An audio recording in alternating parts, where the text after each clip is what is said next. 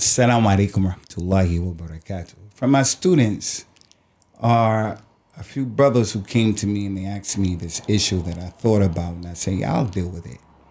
And that is it from the religion of Al-Islam to test brothers and sisters right now with different contemporary sheikhs who are living, specifically Sheikh Rabi' al-Madkhali, Shafahullah Azza wa Jal, wa ghafarallahu lana wa lahu.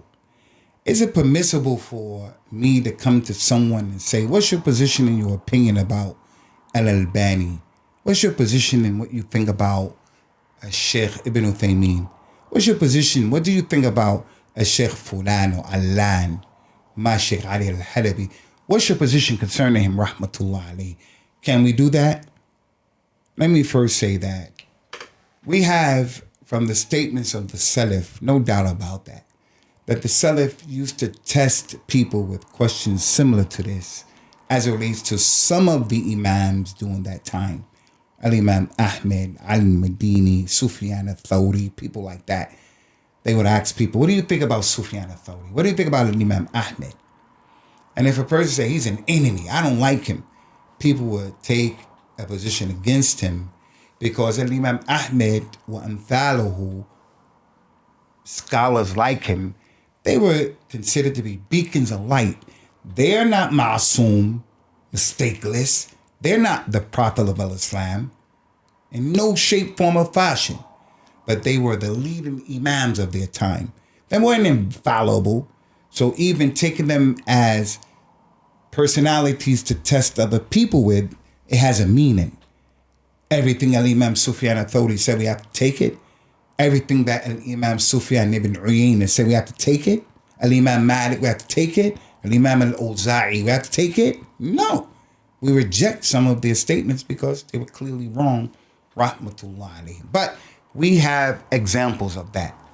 But those Imams of the past were on another level.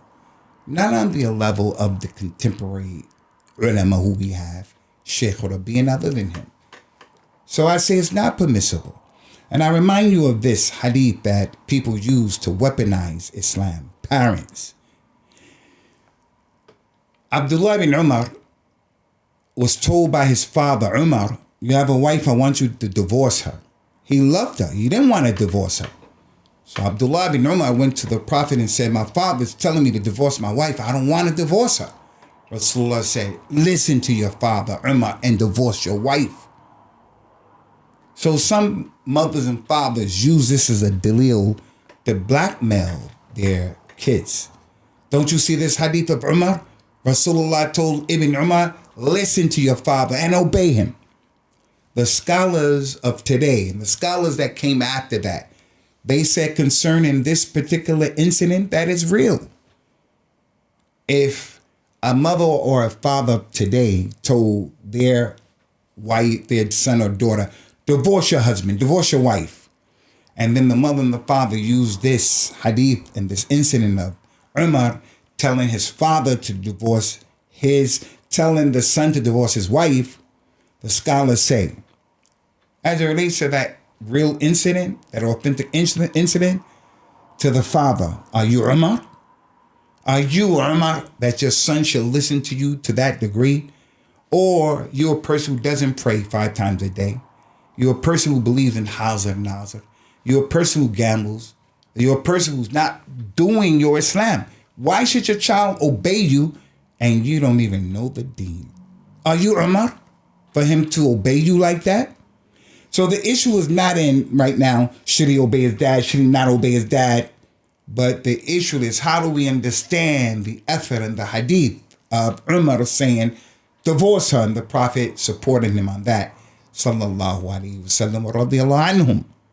So when people want to come to us and say, we're going to test the people with a Sheikh Rabi', Shafahullah, we're going to test the people. If you like them, you're good. If you don't like them, there's something wrong with you.